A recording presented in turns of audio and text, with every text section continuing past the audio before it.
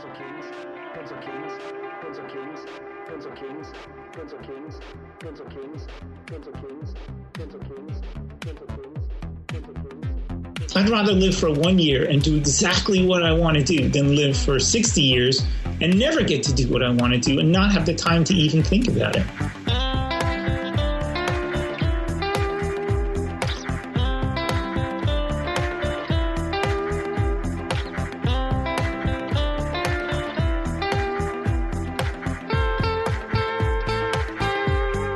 All right, we're back. It's Wednesday. This is the Pencil Kings podcast, and I just have this feeling inside that today is going to be a really good podcast. Today we're talking with Dorian Vallejo.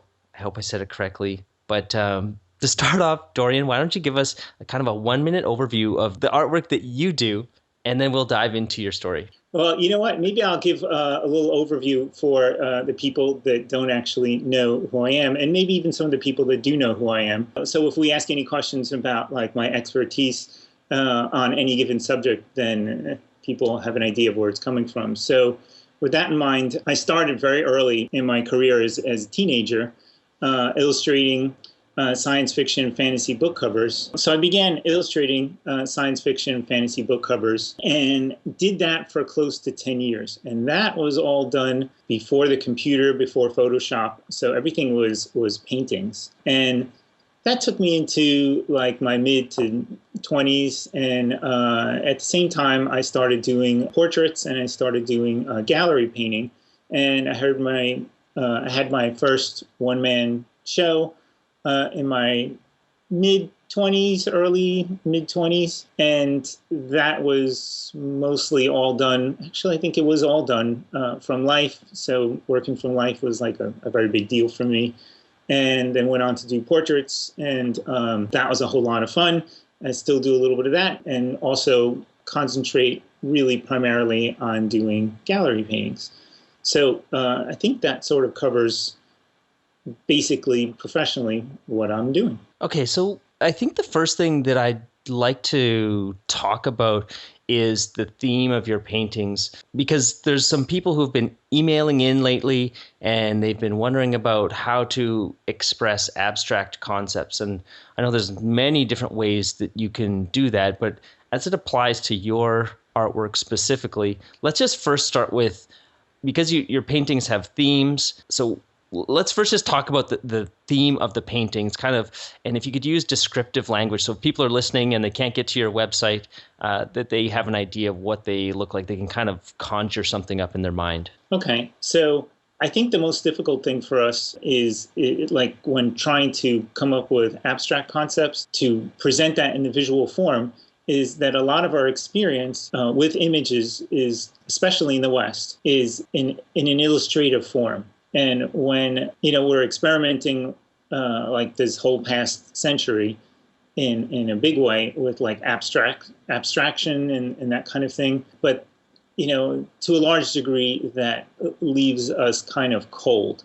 And I wouldn't say like entirely. There's some things about abstract art that we've discovered that kind of evokes a feeling, but it's not consistent. And the one thing that is consistent for us is things that are spelled out clearly. And you can see that when you look at illustration and selling in the marketplace, where it's got to be very, very clear. But when we're trying to come up with themes that will express something that's very personal to ourselves, then being so clear and spelling it out seems like an illustration and does not seem like art. And it seems obvious and contrived when you're trying to talk about something that's deep inside the personal experience that in some way reaches out and has some sort of archetypal relevance for the whole of our experience in humanity. Does that make sense somewhat? It does. And I'm just trying to think here about, like, I understand what you said, but I'm trying to think how we can then move the conversation forward. So somebody who does have an abstract idea, like, do you have an idea of something we could talk about, just as an example? It doesn't have to be your work. So let's say, anything that's an abstract or a feeling, say, for example, that we experience as human beings. Take love, take heroism, Now, heroism might be like a very good one, or we'll take both. Love is something that we all understand and we yearn for, like a connection with somebody else.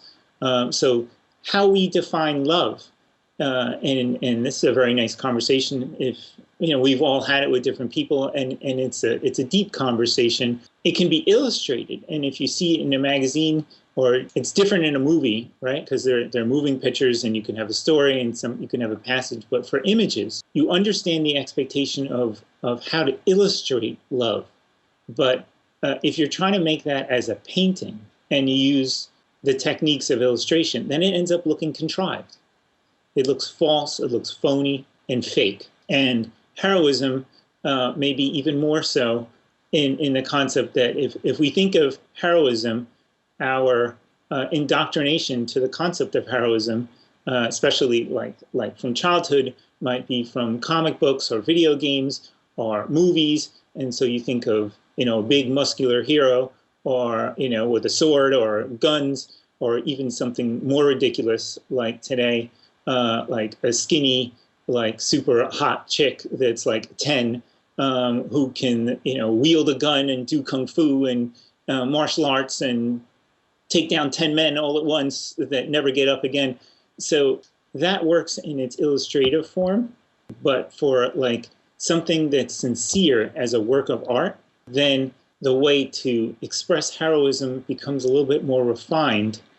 And I'll stop there for a moment. I can keep going, but...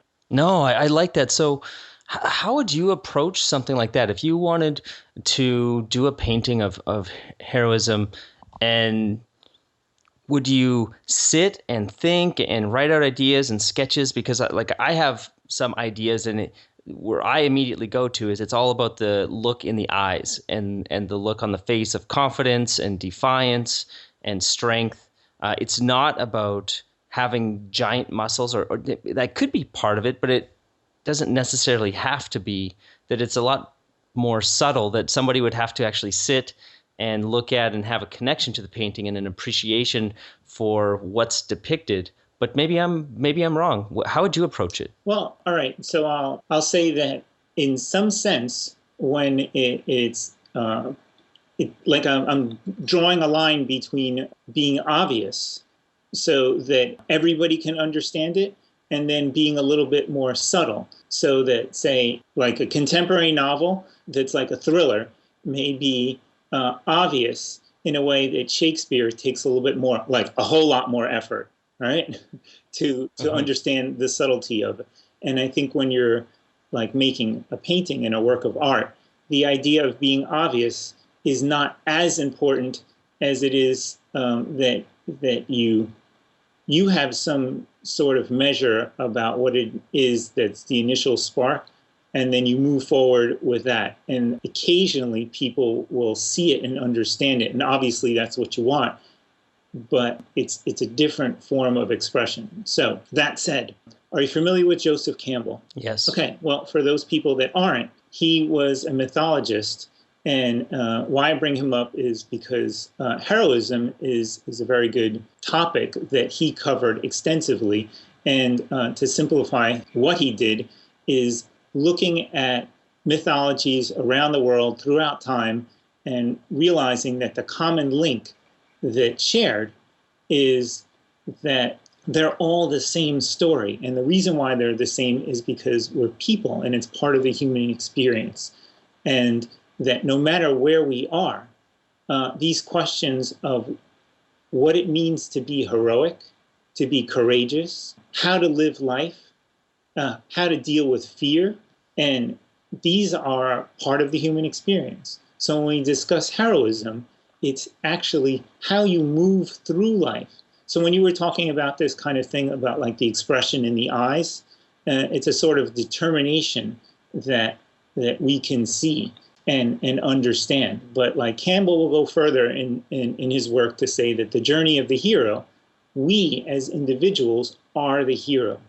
And how we address the fears that we face in everyday life, how we move through life from moment to moment, from day to day, how we deal with people, all that is courageous. So that the monsters and the dragons and the great cataclysmic events that take place in our mythology or in our stories, in our movies, in our those are only symbols and meant to kind of like indicate to us how we could be heroic in our everyday lives. So from that standpoint, when you make a painting and a work of art, it doesn't have to be, right, like the muscular, like super person. It could be someone who has a choice to make. And that's a much more subtle way of indicating heroism.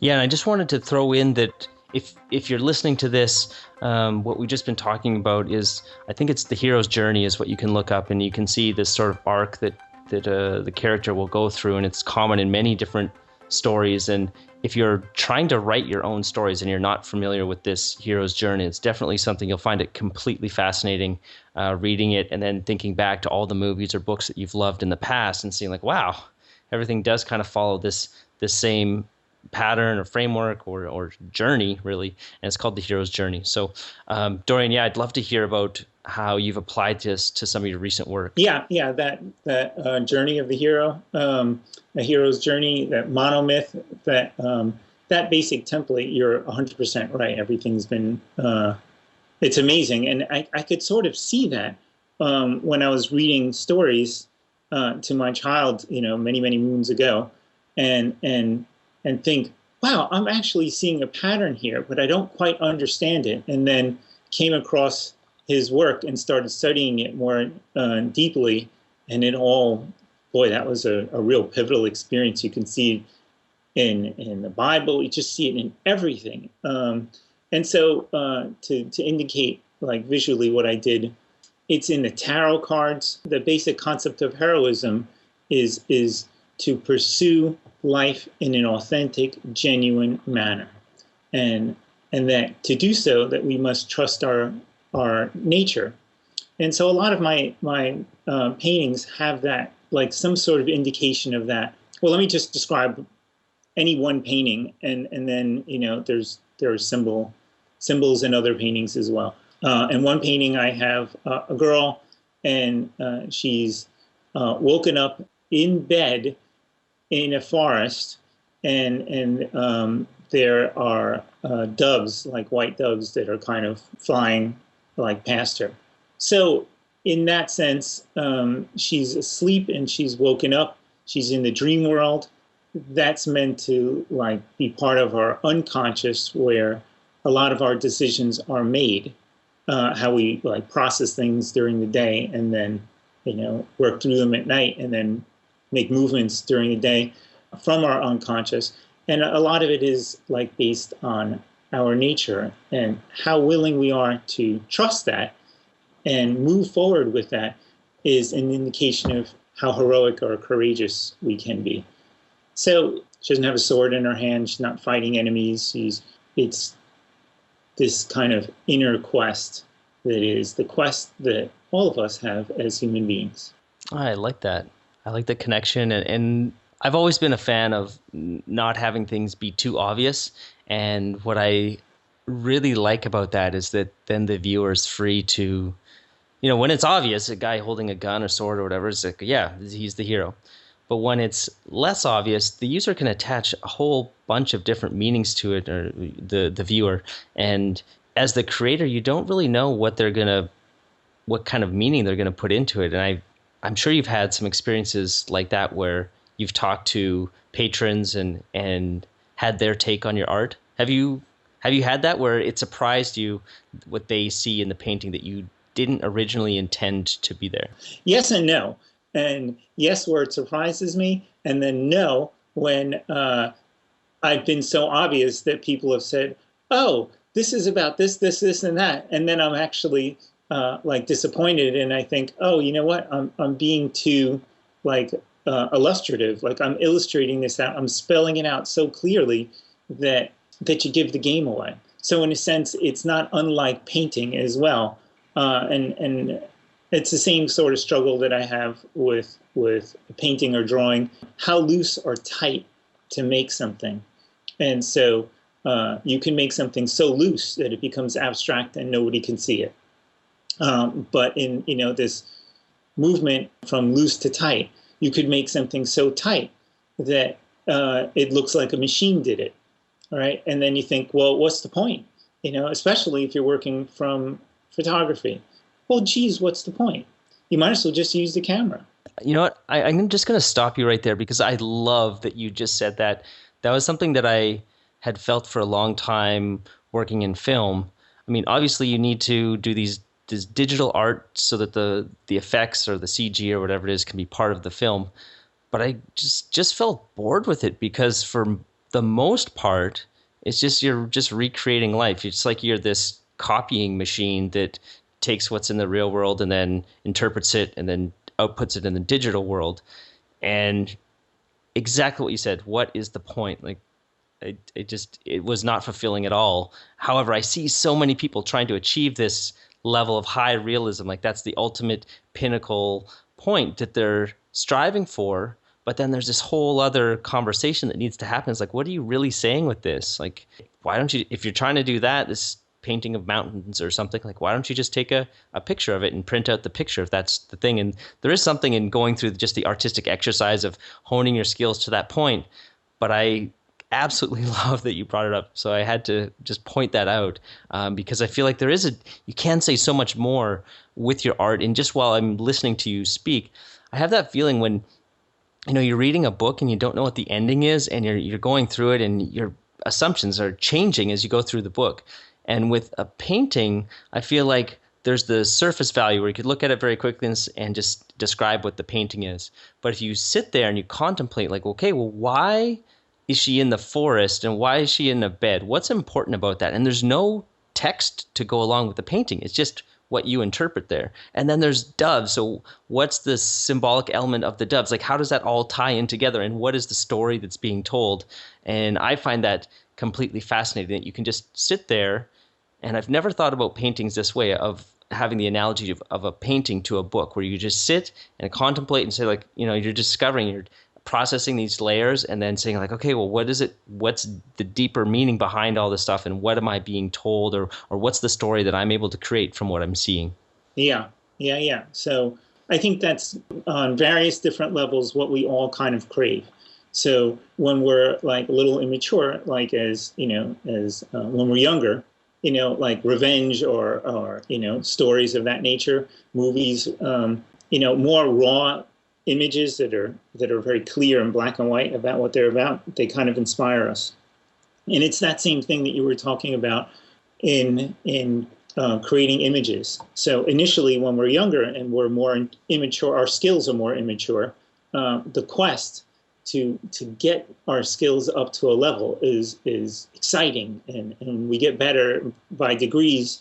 And I think, after that 10,000 hours and you're really very good at it, then you start to ask questions like, well, heck, what's the point of this thing anyhow? So now I can make it exactly like a photograph, or I can render it from the computer, but it's not fulfilling to our soul.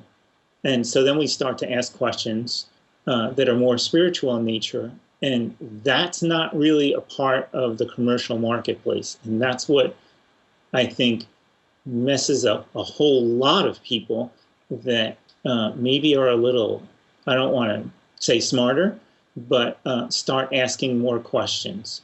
Where initially, it was just fun doing concept designs or doing stuff and bigger swords and more shine and bigger boobs and, more realistic. And then all of a sudden one day they go, so what's next? And there's really not much more that might be next, because basically the commercial marketplace is gearing itself for, superhero movies and video games that kind of have like a target audience of maybe like 14-year-olds. And not that adults don't play that either. There's some kind of thrill in killing aliens, I guess, for like our whole lives. But there's another part of us that also wants to access these deeper questions about spirituality and about life and the meaning of life and justice in a way that's more subtle, like we were talking about before with Shakespeare. So, and there's some people that really want to do that, and just rendering, whether it's rendering through the computer or in a painting or a pencil, like you can see people that render like photographically an image with a pencil or charcoal, and you think, wow, that's really technically very good. Looks just like a photograph. But so what? And I think that's where we start to ask questions about how we want to express things on a deeper level, like, what we were talking about in the beginning.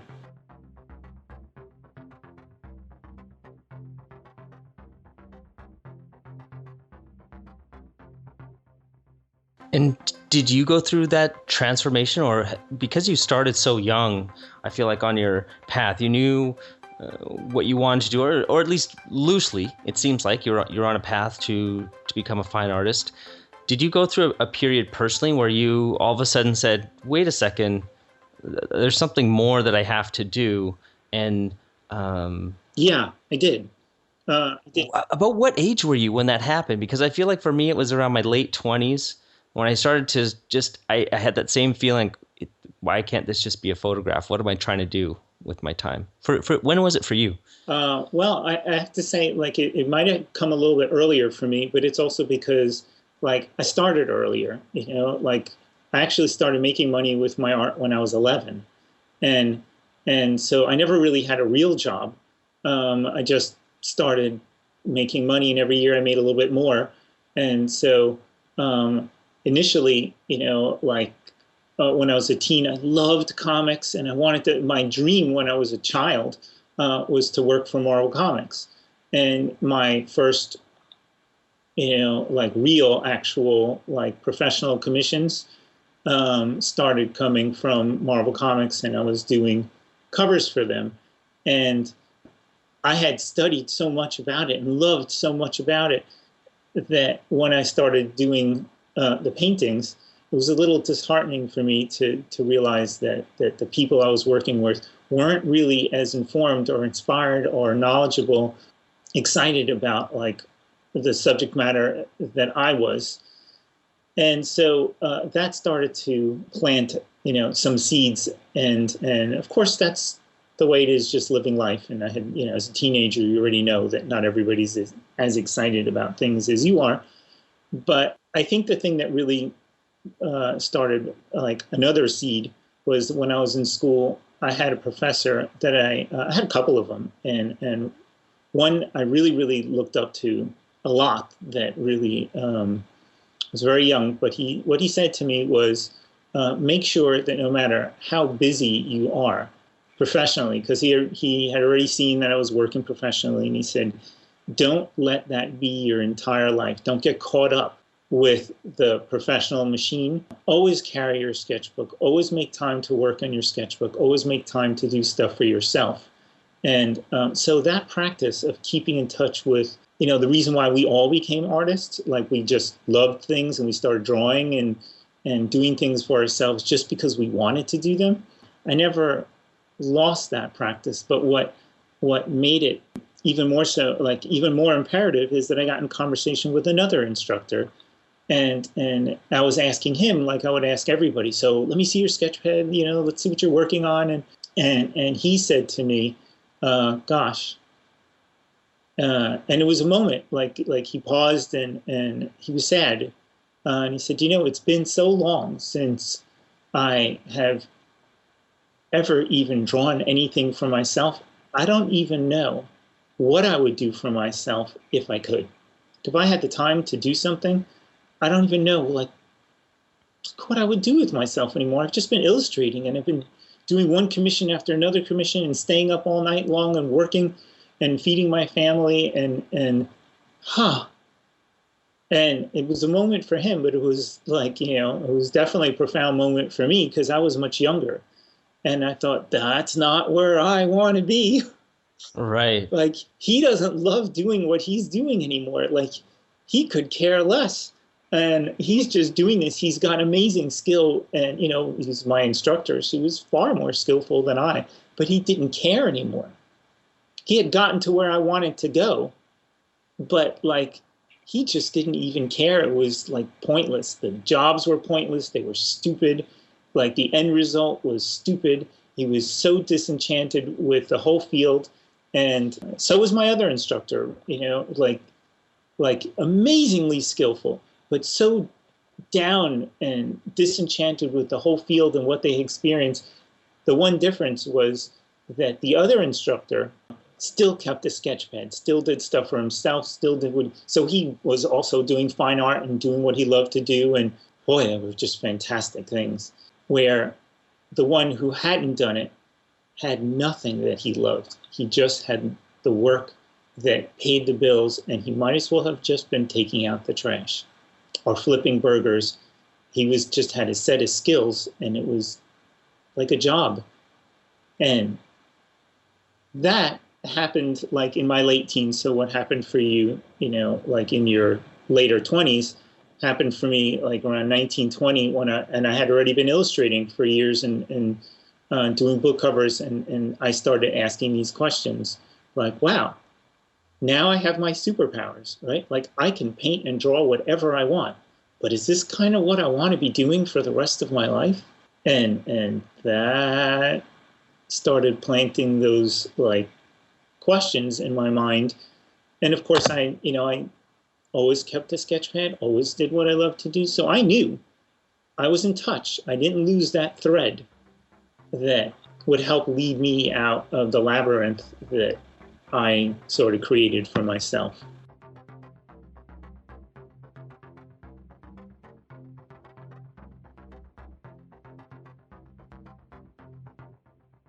It's so fascinating, and I feel just like a sadness in hearing that story, and having gone through a period where I, after I came out of video games, not really sketching for a long time, and only in the last, I would say 18 months or so, having rediscovered my own passion and kind of like remembering in the beginning what was fun about art. This will be my last question for you, Dorian, but I'm curious how you made that transition from where we just left your story, where you kind of realized that there was a path that you could go down that you didn't want to, and then you chose a different way, more towards doing things that are fulfilling and things that you enjoy doing. What was that transition period like once you realized, wait a second, if I keep going down this road, it could lead to somewhere I don't want to be, but you're still already treading down that path a little bit, doing covers and I'm sure a bunch of other things for people. How did you sort of correct course and get on the path that you're on now? This is going to be a little scary for a lot of your viewers, listeners, sorry. So I'll tell a little story. When I was younger, and I grew up at a time, I mean, there are recessions all the time, and there are depressions, like we have booms and we have depressions. And so I lived through this time period where, golly, I want to say I was like in second grade. And a lot of people, it was a depression, and a lot of people had lost their parents had lost their jobs. And my father was home painting, and so he had a lot of work on, and it was just fine for him. And I thought, the difference in my little second grade mind was that he worked for himself, and he worked really very hard. I could see that, but there was nobody else who was in control of his destiny but him. And boy, that was crazily inspiring and influential in my life. And at the same time, the safe job, that seemed apparently safe, that like most of my friends had, their parents had, they were fired, and they were desperate, and they were afraid, and they were like, they didn't know what to do, and it was a terrible time for so many people.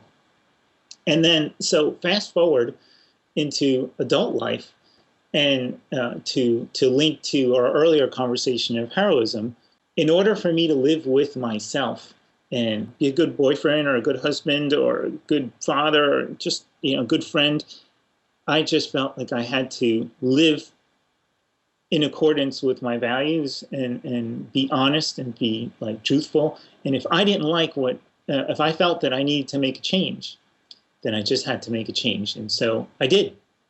It was just basically pretty much cold turkey. When I was illustrating, all of my money came from illustration. And I just called up all my clients and I said, at the end of the year, I'm not going to be doing this anymore. And I was making that transition into doing portraits, and I did a whole lot of research with that and sent out a ton of portfolios, spent all my money to try and get portrait clients, and got very, very little feedback, but I got a little. It wasn't a lot. I thought it was going to be a lot easier than it was. And but basically, switching from one career to the other was very risky, very challenging. And to add to the drama of the whole thing, my wife was pregnant at the time, and so we had a newborn, and we had like no money.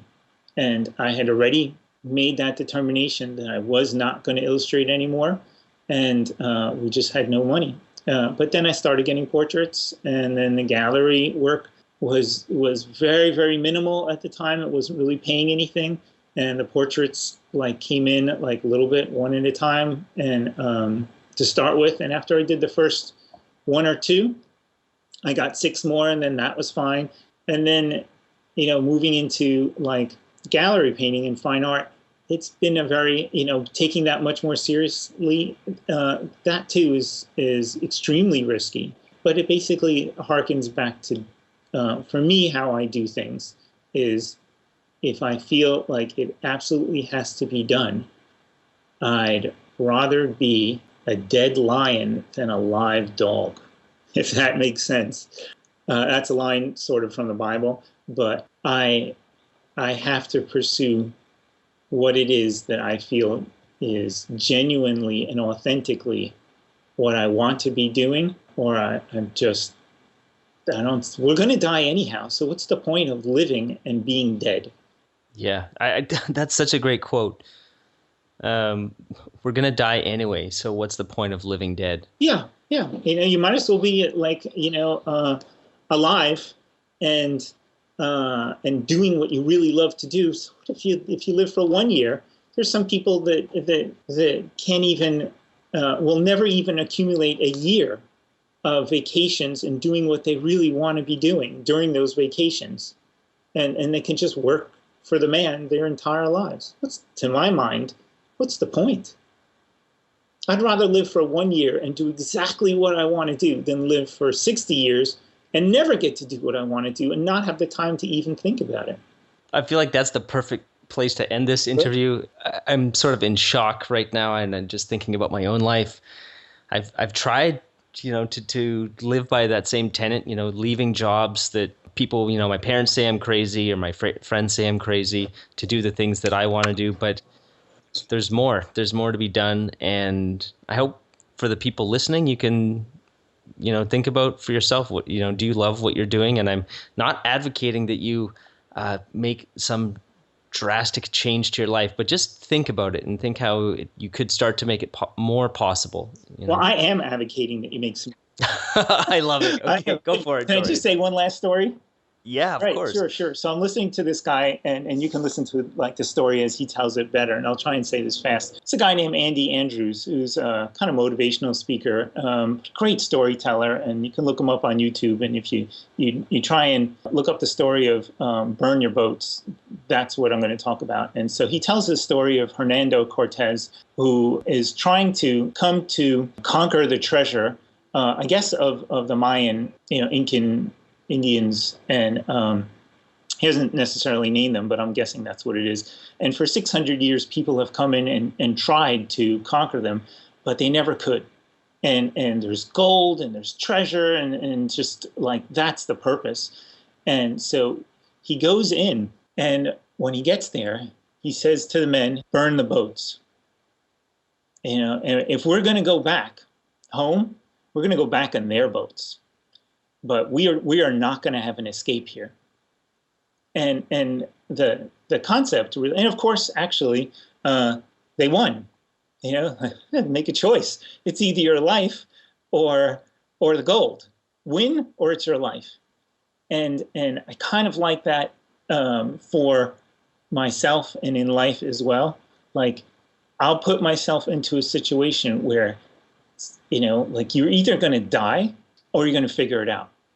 And you're never more alive than when you actually are, when your life is on the line. If you make it really drastic and you cut everything off and you burn your boats, then you have no choice but to figure it out. If you have a safety net, you will never figure it out. That's very true. And I can think of times when I've been down and out, and you do things that you wouldn't normally do. And when it's dangerous to be in that comfort zone because there's no pain. Yeah. But when you've got, a new wife and a baby on the way, you have to make your business work, and you'll, hustle harder, talk to more people. You'll do all those things that you need to do to get your business off the ground. But if you had, like say you had some royalty payments coming in, maybe you would have never been able to make the leap because that would have let you put it off until tomorrow, what you should be doing right now. Absolutely. Philosophically, I love the concept of what samurai soldiers from the 17th century, like their code would be, like if they dishonored their master or themselves, they would kill themselves. And to me, that's in alignment with what I feel like idealistically and, about how I want to move through life. If I know what I'm supposed to be doing and I don't do it, then that's really not allowed. If I was really going to kill myself, that would just totally change the way I act about things.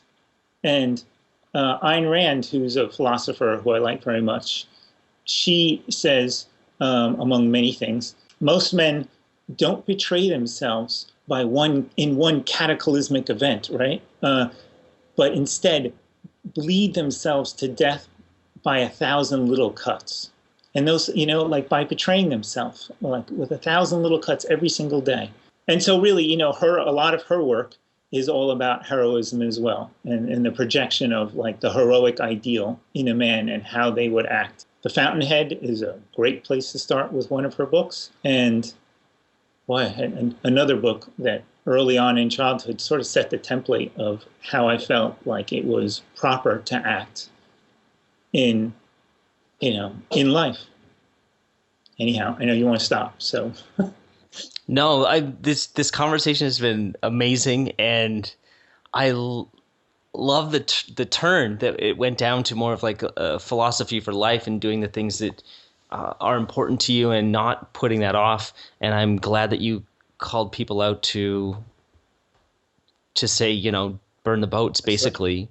Whereas I have a little bit more conservative approach. So do what you will, but there's definitely is power in burning the boats. And I know from my past when, people have told me I was crazy to do things, I just did it, and it was done. There was no kind of waiting around or humming and hawing. It was just forward momentum from that point on. I think if there's something consistent in like being alive that we want to have, that we all want to have, is this feeling of being alive, like that you're actually alive, and you're never more alive than when you're right on the edge. And so, if you're on the edge in pursuit of your genuine, authentic existence, you are definitely right on the edge. You are so alive, and it's terrifying, but you're living.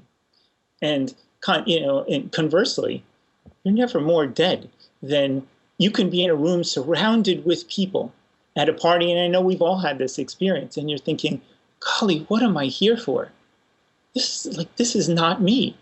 And you can be going to work day after day and be dead.